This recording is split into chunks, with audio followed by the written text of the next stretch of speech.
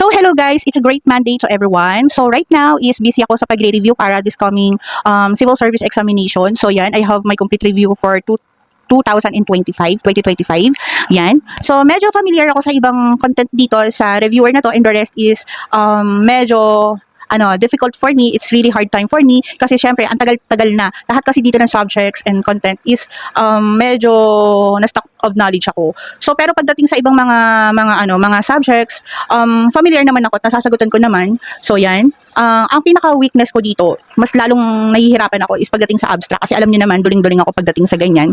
Pero pag other subject like yung mga general informations, Philippine constitutions, tapos yung mga event, yung mga about sa clerical operations, tapos yung mga about sa paragraph organizations, meron ako yan, medyo natatandaan ako at familiar. And then of course, hindi ko rin kinakalimutan na mag-take down notes sa lahat ng mga nire-review ko. Aside for my reviewer na naka-download dito sa aking desktop, meron din akong tinitake down notes dito. Halimbawa, yung mga paragraph organizations, yung mga tamang sagot dyan. Kasi sa totoo lang, ito yung aking reviewer para sa CSE is meron din siyang answer key. Ngayon, hindi ko lang din alam kung tama ba yung mga nakalagay na answer key. So, kailangan talaga is double check ko talaga, i-analyze ko yung mga questions, i-analyze ko lahat yung mga subject, tapos yung problem. So, kailangan ko talaga ng take down notes para sa mga review and then also sa mga solving problem. Pagdating naman kasi dito sa clerical operation is medyo familiar na rin ako dyan kasi 1 year din ako naging human resource sa isang malaking company. So, siguro mga way back year 2000. So, yun. Naging human resource assistant po ako doon sa isang malaking company. So, familiar ako about the clerical operation. So, yan. And then, kasi rin naman, nagsusupervise din naman din ako ng aming family business. So, pagdating dyan sa mga clerical operation, kasi related siya sa mga delivery report, sa mga sales invoice, sales in marketing, so pakikipag-usap sa mga client, and then also the purchasing. So, yan, familiar ako. And then, may konting basic knowledge din ako about sa computer, about the PowerPoint, MS Word, in Excel. Pagdating po sa ibang category is, meron din naman akong knowledge.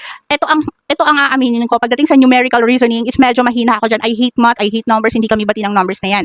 Yan. Kasi pagdating dito sa mga perimeter, sa mga square root, yan, medyo mahina ako dyan ever since elementary, high school, pa ako talagang I hate math, I hate numbers, hindi ko talaga yan.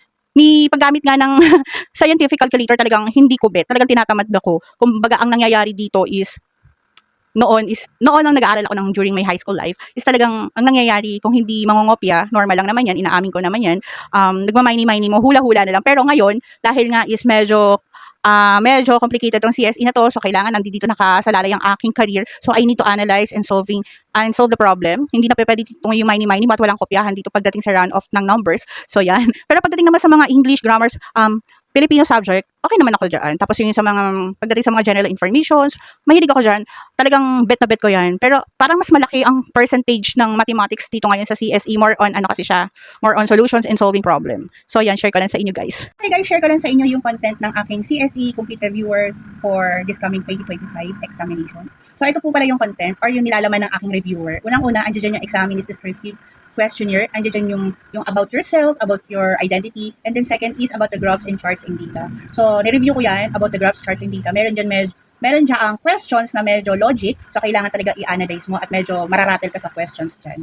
And then next is about the vocabulary questions, yan. And then, ito yung pinaka-favorite ko, idiomatic expression and correct grammar and spelling. So, yan. Next is about the word analogy and logic test. Yun yung sinasabi ko sa inyo, from the second one about the graph charts in data is medyo may pagka-logic ang question dyan. So, mag-a-analyze ka talaga. At ito, higit pa sa lahat, dito matitesting ang iyong reading comprehension. I mean, reading comprehension kung gaano ba kalawak ang iyong kaalaman or yung pagbabasa. Paano mo naiintindihan or nauunawaan yung bawat paragraph, bawat sentence, bawat questions. Kasi hindi porket binasa mo lang yung questions doon sa isang test paper or examination sheet is pwede mo nang sagutan. So, meron diyang pagpipilian na hindi naman tugma doon sa question. Pero feeling mo is ayun na. Pero kailangan mo pa rin i-analyze yung magiging sagot mo doon at basahin ng mabuti yung questions. Next is yung paragraph organizations, test questions about the civil service. So, yan. Nandiyan dyan lahat yung mga questions about the organizations doon sa civil service na yan. So, and then, ito yung sinasabi ko sa inyo about the clerical operations is medyo familiar ako. At na-review ko naman yung clerical operations na yan. Other questions is okay naman, basic lang siya. So, kung ikaw is meron ng experience pagdating sa human resource or pagiging secretary mo or as a office clerk, is talagang mo to. Is magiging familiar ka and then masasagutin mo siya ng maayos. Kasi syempre, familiar ka na doon. Yun, hindi na maaalis sa isang tao kapag once na may experience na or familiar sila sa gawain na yon, pagdating sa questions dito is makakaalala mo lahat, mare-recognize mo. And then about the Philippine constitutions and general informations in events, dahil nga mahilig nga ako sa mga politics, yung mga general informations ako, nagiging commentator din ako about the politics, nakikipag-debate rin ako minsan. So familiar ako kasi first year high school pa lang ako, pinag-aaralan na namin yung Philippine Constitution na yan. So yan, then last is about the numerical reasoning. Ito yung pinaka-hate ko, mathematics. And then andiyan yung kailangan mo magbigay ng mga solutions bago mo makuha yung pinaka-answers mo dyan, is kailangan mo pa mag-take down or mag-solve ka para makuha mo yung tamang sagot kasi may mga solutions silang binibigay dyan. So, ewan ko na lang kung ito yata yung magpapababa ng score ko. Pero I always think positive for this upcoming civil service examination. So yan. Kaya kailangan lang is review, analyze. Huwag naman yung sobra ka naman ng halos hindi ka na makakatulog na makakompleto ng tulog mo for 8 hours. Hindi naman pwede yung ganyan. So lalo ka lang ma-stress. So, and then don't forget to bring other requirements like yung ID picture. So yan. And then may bayad kasi yung pag-take ng civil service exam for only 500 pesos. So yan. Kailangan mo rin na makumpleto yung mga requirements na kailangan kasi once na andun ka na sa pila, hindi ka na pwedeng sumingit pa. So mapupunta ka lang talaga doon sa dulo. Kaya kailangan, before ka pumunta doon or pumila, kailangan is kompleto na yung mga requirements mo. So, good luck to us.